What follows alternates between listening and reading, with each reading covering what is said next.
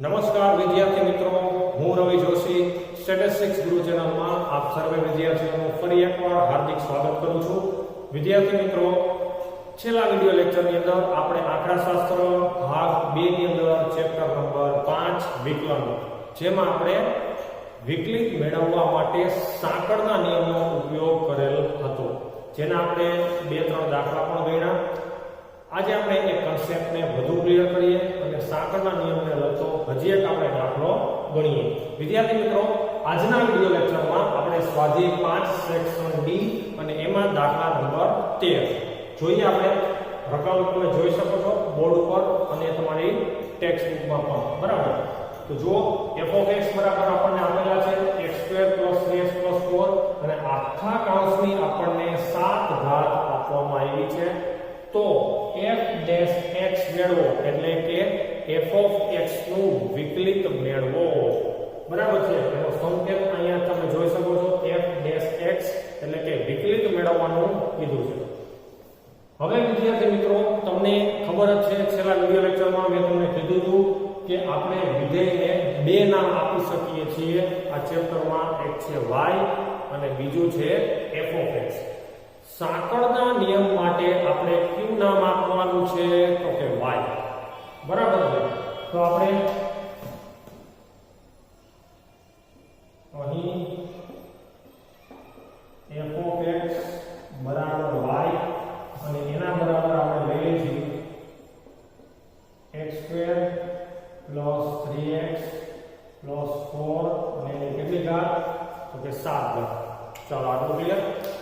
આપણે ખાસ યાદ રાખવાનું છે કે આપણે f(x) જો આપેલું હોય તો એને શેમાં કન્વર્ટ કરી નાખવાનું છે? તો કે y માં. કારણ કે આપણે સાંકળના નિયમમાં f(x) ની જરૂર નથી, પણ શેની જરૂર છે?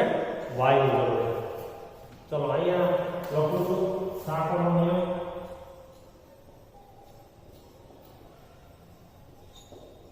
ખાસ યાદ રાખવાનું છે આપણે. ચલો dy/dx = dy/du into du/dx. ચલો વિદ્યાર્થી મિત્રો, આ છે આપણો સાંકળનો નિયમ. તો એમાં તમે જોઈ શકો છો આપણે y ની જરૂર છે, નહીં કે f(x) ની. તો આપણે શું લઈ લીધું છે? એના બરાબર y લઈ લીધા છે. વિદ્યાર્થી મિત્રો, આપણે એકચ્યુઅલી જોઈ ગયા હતા કે આપણે સૌથી પહેલું કામ શું કરવાનું છે? તો કે કૌંસની અંદર જે બહુપદી આપી છે એના બરાબર આપણે શું ધારી લેવાનું છે? તો કે u. તો સૌથી પહેલું કામ આપણે કરીએ. ધારો કે u બરાબર x² + 3x + 4. ફરી પાછું કહું છું, કૌંસની અંદર જે આપ્યું છે, જે બહુપદી આપી છે એના બરાબર જ u ધારવાના છે, એટલે ઘાત આપવાની નથી.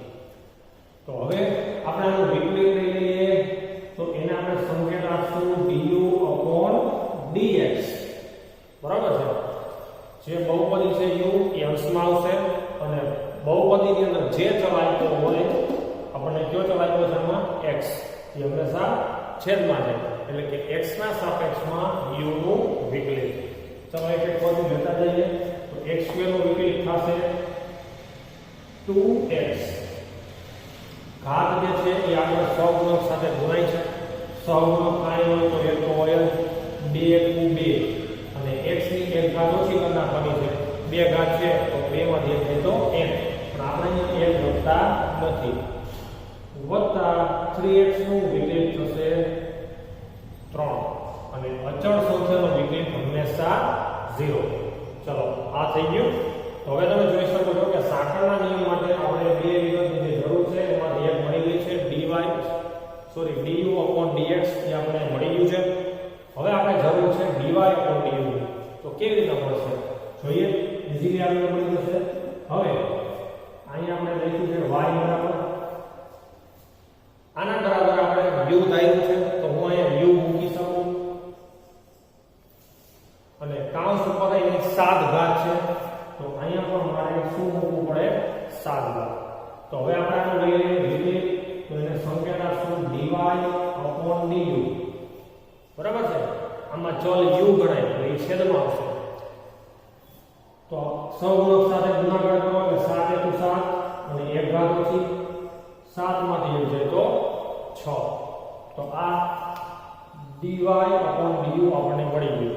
તો હવે તમે જોઈ શકો છો કે સાંકળનો જે નિયમ છે એમાં જે બે વિગતની જરૂર છે બંને વિગત આપણે એકદમ સરળતાથી મેળવી લીધી. તો હવે આપણે સૂત્ર લખશું. હવે dy/dx is equal to dy/du into du/dx. તો વિદ્યાર્થી મિત્રો આપણે બે વસ્તુ મેળવી લીધી છે. તો હવે આપણે ફક્ત મૂકવાની છે. તો dy/du આપણને કેટલા મળ્યા છે? તો કે 7u ની 6 ગુણ્યા du/dx. તો du/dx કેટલા મળ્યા? તો કે 2x plus 3. હવે વિદ્યાર્થી મિત્રો આમાં આગળ કંઈ થતું નથી, પણ u જે છે એ તો આપણી રકમો જે હતા નહીં એ તો આપણે ધાર્યા છે. તો હવે આપણે શું કરવું પડે? u ની જગ્યાએ કિંમત મૂકી દો. તો 7 એમ રાખશું. u આપણે કોના બરાબર લીધા છે એને ફરી પાછા મૂકી દઈએ. એની જગ્યાએ x² plus 3x plus 4 અને આ જે છે 2x plus 3 એમને રાખશું. અને અહીંયા જે આની ઘાત 6 છે u ની, તો આની ઘાત પણ 6 અહીંયા કાઉન્સ ઉપર કરવી પડે.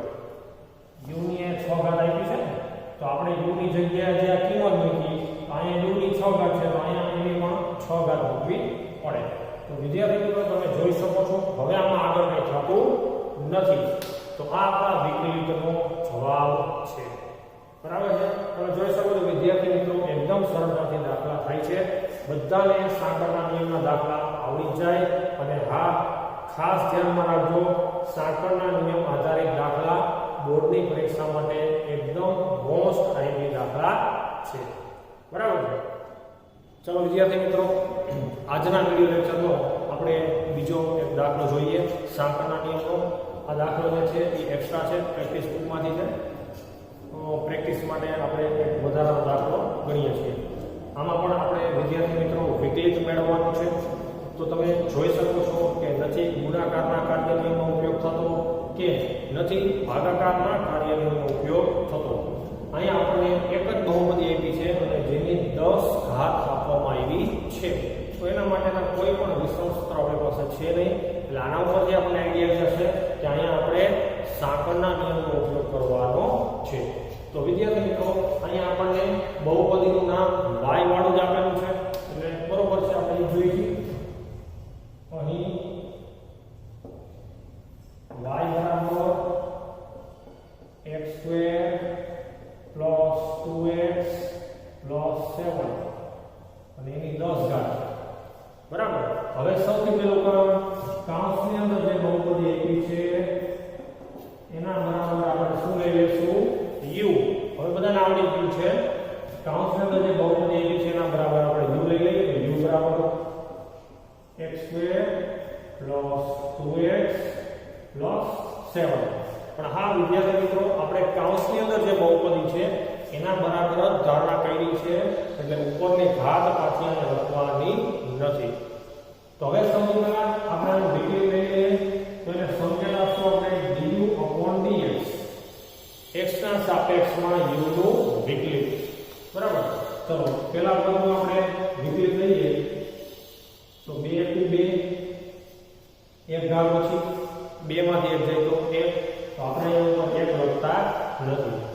ફરી પાછું કહું, ઘાત અને સહગુણકનો ગુણાકાર થાય તો 2 * 2 અહીંયા પણ કાંઈ હોય તો 1 ને 2 * 2 અને 2 લખા x ના x એમ અને 1 ઘાત ઓછી કરવાનું ભૂલાય નહીં. તો 2 ઘાત છે એમાં 1 જાય તો 1. તો x² નું વિકલિત થશે 2x. ચાલો ત્યારબાદ પ્લસ 2x નું વિકલિત થશે 2 અને ત્યારબાદ 7 એટલે અચળ સંખ્યા છે. અચળ સંખ્યાનું વિકલિત હંમેશા 0 છે. તો એ આપણે લખશું નહીં. ચલો વિદ્યાર્થી મિત્રો, સાંકળના નિયમ માટે આપણે જે જરૂરી છે એમાંથી આપણે du/dx મેળવી લીધા. હવે આપણે જરૂર છે dy/du. હવે એને આપણે મેળવી લઈએ. તો હવે ચલો y બરાબર આના બરાબર આપણે u ધારેલું છે.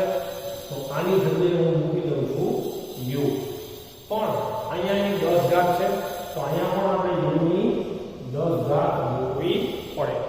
તો હવે આપણે આનું વિકલિત લઈ લઈએ તો આને સંકેત શું આપવું પડે તો કે dy upon du ક્લિયર હવે આ જે આગળ જોડાઈ જશે 10 u ની એક ઘાત પછી 10 માંથી એક જાય તો 9 તો આ વિકલિત થઈ ગયું બરાબર ચાલો વિદ્યાર્થી મિત્રો હવે આપણે સાંકળો નિયમ મૂકશું હવે dy upon dx is equal to dy upon du into du upon dx બરાબર હવે આપણે આમાં ફક્ત કિંમત મૂકવાની છે કારણ કે આપણે આ બધી વસ્તુ મેળવી લીધી છે dy upon du કેટલા મળ્યા આપણને તો કે 10 u ની 9 ઘાત ગુણ્યા du upon dx તો du upon dx ની કિંમત જો કેટલી છે તો કે 2x 2 બરાબર છે તો હવે આપણે આમાં કાંઈ આગળ કરી શકતા નથી એટલે હવે u ની કિંમત મૂકી દેવી પડે કારણ કે u આપણી રકમમાં જે હતા નહીં એ તો આપણે ધારેલા છે તો જેના બરાબર ધાર્યા છે ફરી પાછા u ની જગ્યાએ મૂકી દઈએ તો એ ધારેલા છે x2 2x 7 જો આના બરાબર આપણે u ધાર્યા હતા તો એ ફરી પાછા આપણે u ની જગ્યાએ મૂકી દઈએ એની 9 ઘાત છે તો અહીંયા મૂકવી પડે 9 ઘાત અને બીજા કૌંસમાં છે 2x 2 તો વિદ્યાર્થી મિત્રો હવે આમાં આગળ જો તમારે કરવું હોય તો આ બેમાંથી બે કોમન નીકળે છે તો એ બે આ 10 સાથે ગુણીને તમે મૂકો તોય ચાલશે આમને મૂકો તોય જવાબ ચાલશે એટલે આનો જવાબ આ રીતના આવશે 10 * 20 x2 + 2x + 7 એની 9 ઘાત આ 2x + 2 છે એમાંથી બે કોમન કાઢી લીધા છે એ બે જે છે આ 10 સાથે ગુણાના છે એટલે 20 થયા એટલે અહીંયા મળશે x + 1 બરાબર છે આ બે માંથી આપણે બે કોમન કાઢ્યા છે 2x માંથી બે કોમન કાઢો એટલે x વધે વત્તા બે માંથી બે કોમન કાઢો એટલે 1 વધે ઈ જે બે કોમન કાઢેલા છે ઈ બે આ 10 સાથે ગુણાઈ ગયા 10 * 20 તો આ આપણો ફાઇનલ આન્સર રહેશે આ આપણું વિકલિત છે આપેલ રકમ તો વિદ્યાર્થી મિત્રો તમે જોઈ શકો છો એકદમ સરળતાથી દાખલા થાય છે આજના વિડિયો લેક્ચરમાં વિદ્યાર્થી મિત્રો અહીંયા સુધી રાખીએ છીએ ફરી પાછા નવા વિડિયો લેક્ચરમાં મળશું પરંતુ જો તમને આજના વિડિયો લેક્ચરમાં કાંઈ પણ ક્વેરી હોય તો તમે કોમેન્ટ બોક્સમાં તમે પ્રશ્ન પૂછી શકો છો અથવા વિડિયોના અંતમાં તમને કોન્ટેક્ટ ડિટેલ આપેલ છે